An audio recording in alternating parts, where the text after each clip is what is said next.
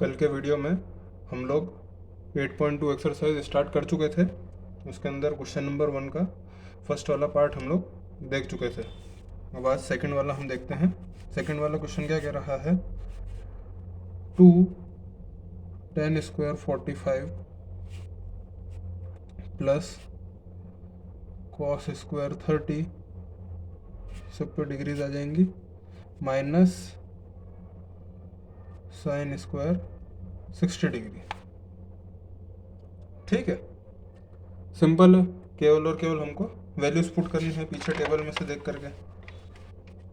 देखिए हमको क्या दिया गया है, 10 45 की वैल्यू निकालनी है। तो 10 45 की वैल्यू कितनी होती है, 1। यहाँ पे लिख देंगे 2 इंटू 1 और स्क्वायर है तो 1 का स्क्वायर प्लस cos 30 का वैल्यू कितना होता है। देखिए cos 30 का वैल्यू होता है √3/2। तो यहाँ पे पुट कर देंगे cos 30 की जगह पे √3/2 और उसका होल स्क्वायर, क्योंकि यहाँ पे होल स्क्वायर दिया हुआ है cos का स्क्वायर। अब माइनस साइन स्क्वायर 60। अब साइन 60 का वैल्यू कितना होता है, साइन 60 का वैल्यू भी √3/2। तो यहाँ पे एज इट इज उसको √3/2 होल स्क्वायर। ठीक है, अब देखिए 1 का स्क्वायर 1 और 2 से मल्टीप्लाई करेंगे तो कितना आएगा, 2 प्लस √3 का स्क्वायर 3 और 2 का स्क्वायर 4। ठीक है, माइनस √3 का स्क्वायर 3 और 2 का स्क्वायर 4। ये प्लस का टर्म है और ये माइनस की टर्म है, सेम आपस में कैंसिल हो जाएंगे, है ना। कितना बचा हमारा आंसर, 2। ये हमारा आंसर हो गया। बहुत ही सिंपल था क्वेश्चन है। तीसरा क्वेश्चन जो है वो थोड़ा सा ट्रिकी है। देखिए क्या कहा गया है इसमें, cos 45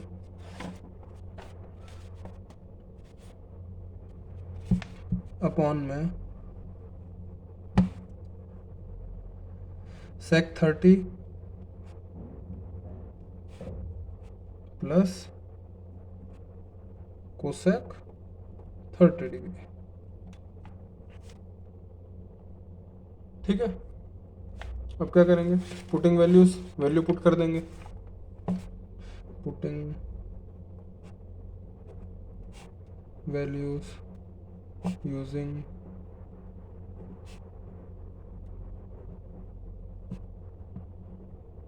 ट्रिग्नोमेट्रिक टेबल। ठीक है, ये आप लिख देंगे तो अच्छा रहेगा। अब देखिए cos 45 कितना होता है, 1/√2। तो हम यहाँ पे वैल्यू रख देते हैं 1/√2। अब इसके होल अपॉन में sec 30 होता है 2/√3, है ना। यहाँ पे वैल्यू रख दी जाएगी 2/√3 प्लस कोसेक 30 होता है, देख लीजिए कोसेक 30 होता है 2। ठीक, तो इसकी वैल्यू भी रख दी जाएगी यहाँ पे।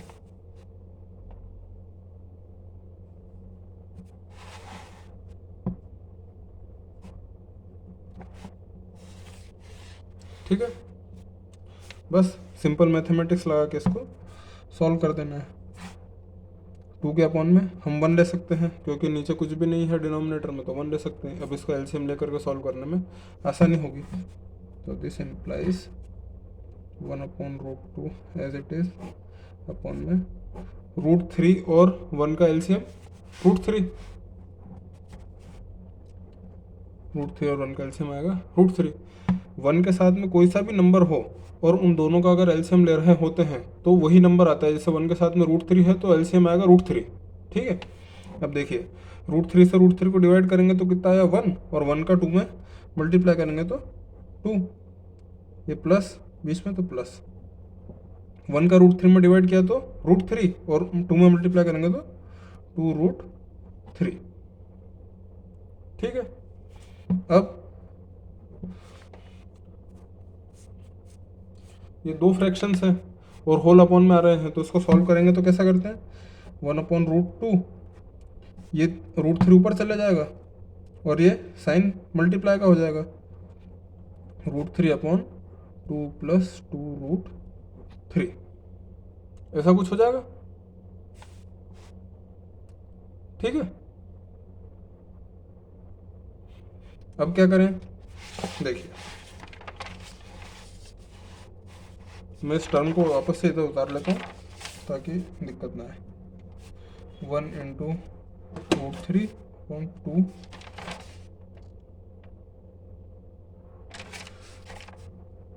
√2 × 2 + 2√3।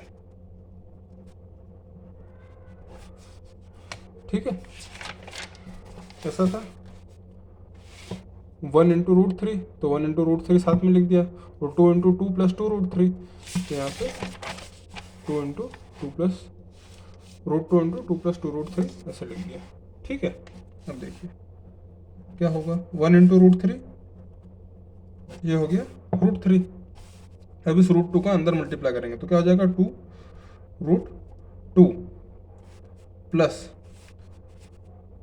2√2 × √3 √6, ऐसा हो जाएगा। अब क्या करें, इसके अंदर से 2 कॉमन निकाल सकते हैं, निकाल सकते हैं, तो इसके अंदर से √2 नहीं, इसके अंदर से 2 कॉमन निकाल लिया जाएगा,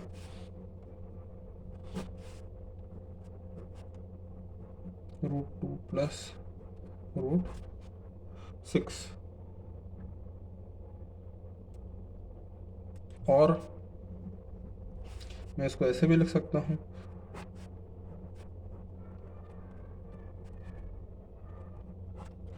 √6 + √2। इसको हम फर्दर थोड़ा सा सॉल्व करके देख लें कि ये जो डिनोमिनेटर है इसमें से रूट हट जाए, है ना। तो क्या कर सकते हैं, देखिए इसको मैंने आगे पीछे इसलिए किया क्योंकि अगर मैं इसका रेशनलाइज करता हूँ, इस चीज़ का √6 + √2 का रेशनलाइज करके ऊपर नीचे रेशनलाइजिंग द डिनोमिनेटर करता हूँ, है ना, तो क्या होगा, अगर ऐसा ही रहता √2 + √6 तो आंसर माइनस में आने लगता, है ना, इसलिए हम इसको आगे पीछे करके सॉल्व कर रहे हैं। तो देखिए रेशनलाइज कर रहे हैं डिनोमिनेटर को,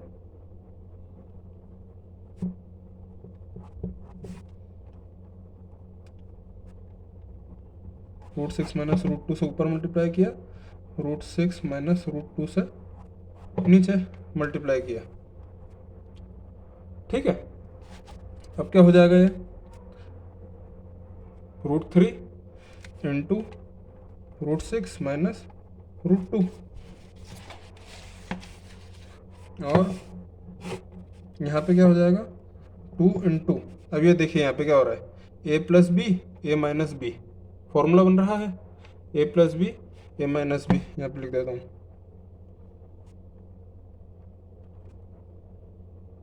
a² - b², ये सिंपल सा फॉर्मूला यहाँ पे बन रहा है। तो एक ब्रैकेट लगा के कर देते हैं यहाँ पे सॉल्व इसको, a² - b²। ठीक है, दिस इम्प्लाइज ठीक। अब क्या करते हैं, हम इसको फ्रैक्शंस में तोड़ते हैं, प्राइम फैक्टर्स में। √3 देखिए 6 के अगर मैं फैक्टर करने जाता हूँ तो क्या होते हैं, 2 × 3 = 6, मतलब √6 = क्या हो जाएगा, √2 × √3, √2 × √3। 6 को हम ऐसे लिख सकते हैं, √2 × √3 लिख दीजिए इसको, √2 × √3 माइनस √2, ठीक, अपॉन में 2 इंटू 6 का होल स्क्वायर 6 माइनस √6 का होल स्क्वायर 6 और √2 का होल स्क्वायर 2, ठीक है। अब देखिए, अब मैं √3 का अंदर मल्टीप्लाई करने जा रहा हूँ, तो √3 इंटू √3 3 √2, √3 से √3 को मल्टीप्लाई किया तो 3 आ गया, ये √2 ऐसा कैसे ही, माइनस √3 इंटू √2 √6, ठीक है, अपॉन में 2 इंटू 6 माइनस 2 4, तो 6 माइनस 2 यहाँ पे आ गया 4, इक्वल टू 3 √2 माइनस √6, 4 2 जा 8, ये आपका आंसर।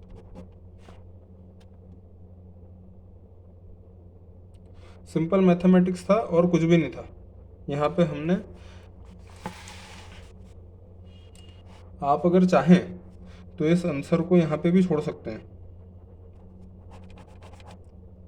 चाहे तो यहाँ पे भी इसको ख़त्म कर सकते हैं, लेकिन हमको इसमें से डिनोमिनेटर को रेशनलाइज करके डिनोमिनेटर को हमको न्यूट्रल करना था, ये रूट हटाना था, इसलिए हमने इसको यहाँ पे रेशनलाइज द डिनोमिनेटर कर दिया।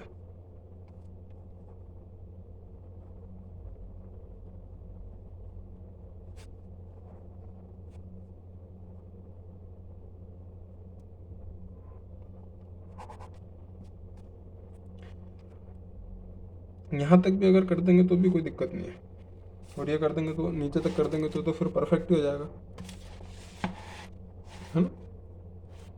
ये फाइनल आंसर आपकी बुक के अंदर भी ये आंसर मिलेगा बैक में, फिर √2 माइनस √6 अपॉन 8। नेक्स्ट क्वेश्चन देखते हैं हम। नेक्स्ट क्वेश्चन है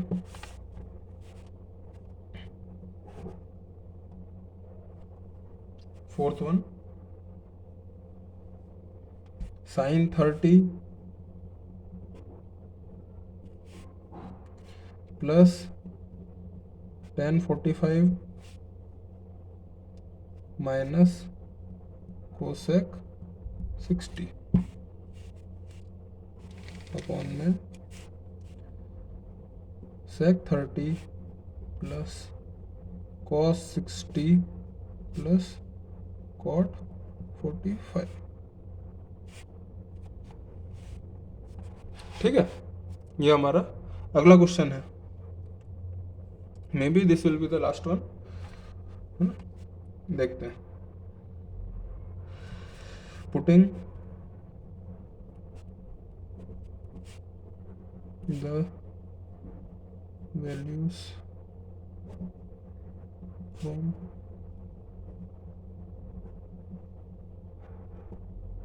trigonometric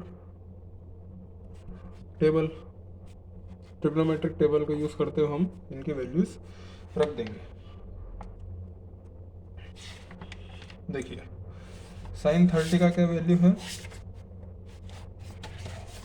I am using the book. sin 30 का वैल्यू क्या है, 1/2, हम यहाँ पे वैल्यू रख देते हैं 1/2, प्लस tan 45 1, ठीक है, तो tan 45 हो गया 1, माइनस cosec 60 है 2/√3, 2/√3। कल ये टेबल बनाना हमने सीख ही लिया है कि टेबल किस तरीके से बनाई जाती है, तो आप अपनी कॉपी के अंदर जब एग्जाम लिखने बैठेंगे तब कॉपी के अंदर टेबल बना लेंगे और उसके अंदर से वैल्यू देख देख करके लिख लेंगे। sec 30 होता है 2/√3, लिख दीजिए, प्लस cos 60 होता है 1/2, प्लस cot 45 1, तो 1। अब हमारी वैल्यूज जो है पुट हो गई हैं, बस इसको सॉल्व कर देना है।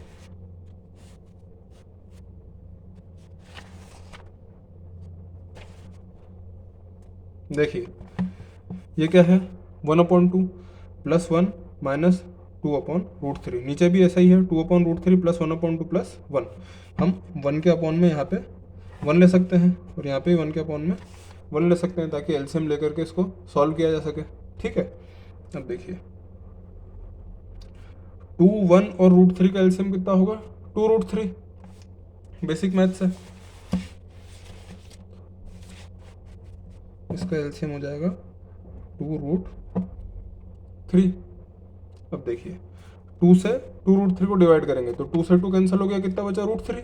अब √3 का 1 में मल्टीप्लाई करेंगे तो √3 प्लस, तो यहाँ पे भी प्लस 1 का 2√3 में डिवाइड करेंगे तो कितना आएगा 2√3 और उस 2√3 का 1 में मल्टीप्लाई कर देंगे तो 2√3 माइनस √3 का √3 से √3 का 2√3 से डिवाइड करेंगे तो √3 से √3 कैंसिल हो जाएगा, कितना बचेगा 2 और 2 का 2 में मल्टीप्लाई करेंगे तो 4। ठीक है, होल अपॉन में यहाँ पे भी √3, 2 और 1 इनका एलसीएम लेंगे तो 2√3 आ जाएगा। लिख दीजिए यहाँ पे 2√3। ठीक है, अब √3 से 2√3 को डिवाइड करेंगे तो √3 से √3 कैंसिल हो जाएगा, कितना बचेगा 2, 2 का 2 में मल्टीप्लाई करेंगे तो 4। ये प्लस, तो यहाँ पे भी प्लस। अब 2 का 2 √3 से डिवाइड करेंगे तो 2 से 2 कैंसिल हो जाएगा, कितना बचेगा √3, √3 का 1 में मल्टीप्लाई करेंगे तो √3 प्लस 1 का 2 √3 में डिवाइड करेंगे तो 2√3 और इसका 1 में मल्टीप्लाई करेंगे तो भी 2√3। अब देखिए ये 2√3 और ये 2√3 आपस में डिवाइड हो जाएंगे 1 टाइम। अब हमारे पास कितना बचा, देखिए ये है √3 प्लस 2√3, ये दोनों आपस में ऐड हो जाएंगे तो कितना हो जाएगा 3√3 और ये -4 अपॉन में √3 प्लस 2√3 कितना हो जाएगा 3√3 प्लस 4। इनको आगे पीछे करके इसलिए लिख दिया है क्योंकि ऊपर और नीचे वाले टर्म एक जैसे दिखने लगे।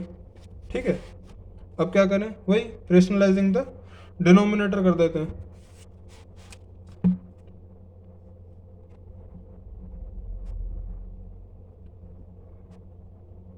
रेशनलाइजिंग द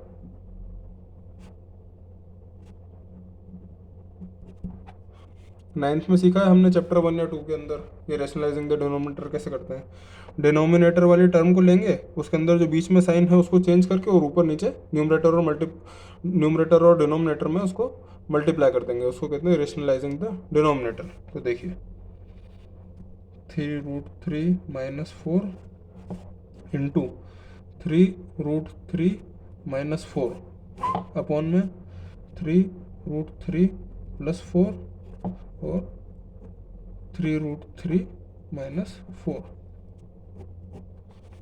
ठीक है, हमने 3√3 - 4 का ऊपर और नीचे दोनों तरफ मल्टीप्लाई कर दिया।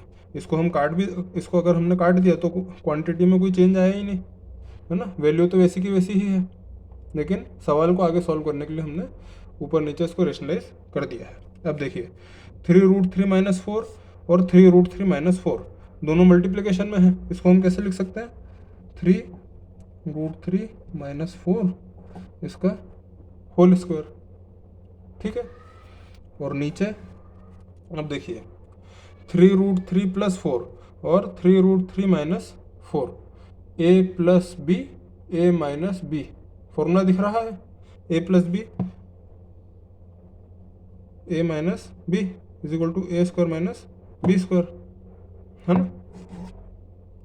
तो यहाँ पे क्या लिखेंगे हम 3√3 होल स्क्वायर -4 का होल स्क्वायर। ठीक है, हर जगह दिस इम्प्लाइज लगा दीजिए। अब क्या करें, ब्रैकेट को खोल देते हैं, यहाँ पे a माइनस बी का होल स्क्वायर लगा देते हैं। a माइनस बी का होल स्क्वायर क्या होता है, a माइनस बी का होल स्क्वायर क्या होता है, A square plus B square minus 2ab। ये a माइनस बी का होल स्क्वायर होता है। और क्या फॉर्मूला लग रहा है,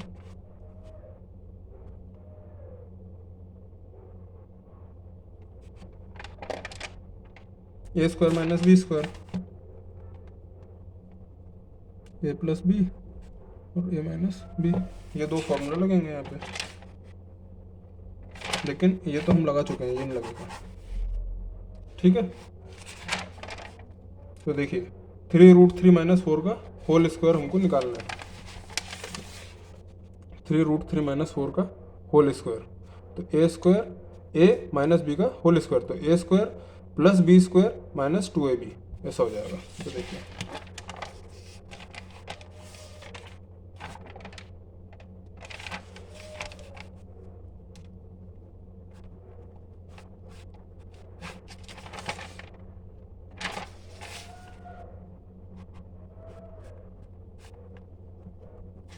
ये मैंने इसको सवाल को वापस से लिख लिया है यहाँ पे। तो देखिए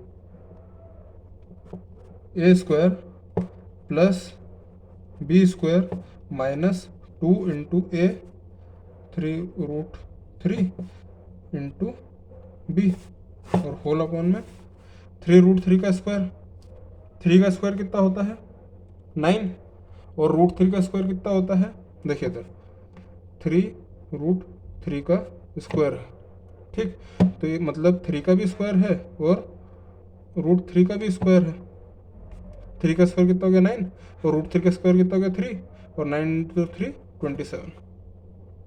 ठीक, तो यहाँ पे लिख देंगे हम 3√3 का स्क्वायर 27 माइनस 4 का स्क्वायर 16। ठीक, इसी तरीके से 3√3 का स्क्वायर कितना आएगा 27, लिख दीजिए 27 प्लस 4 का स्क्वायर 16 माइनस 2 3 जा 6 और 2 इंटू 3√3 कितना हो गया 6√3, और 6√3 का मल्टीप्लाई करेंगे 4 में तो कितना हो जाएगा 24√3 अपॉन में। अब देखिए 7 में से 1 गया तो 7 में से 6 गया तो 1, और 2 में से 1 गया तो 1। ठीक, 7 में से 6 जाएगा ना, 1 नहीं जाएगा। 7 में से 6 गया तो 1, 2 में से 1 गया तो 1। अब देखिए 27 प्लस 16 कितना होगा,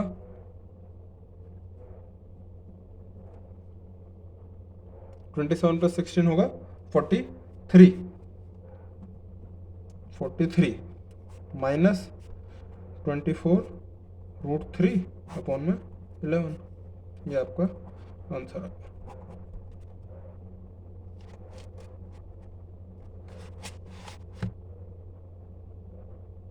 बेसिक कैलकुलेशन है और कुछ भी नहीं है। ये 3√3 का स्क्वायर कैसे होता है ये लिखा है मैंने। ठीक है, 4 का स्क्वायर तो आप लोगों को आता ही है। आज के वीडियो में इतना ही बहुत है। आगे के क्वेश्चंस जो हैं हम नेक्स्ट वीडियो के अंदर करने की कोशिश करेंगे। तब तक के लिए थैंक यू वेरी मच।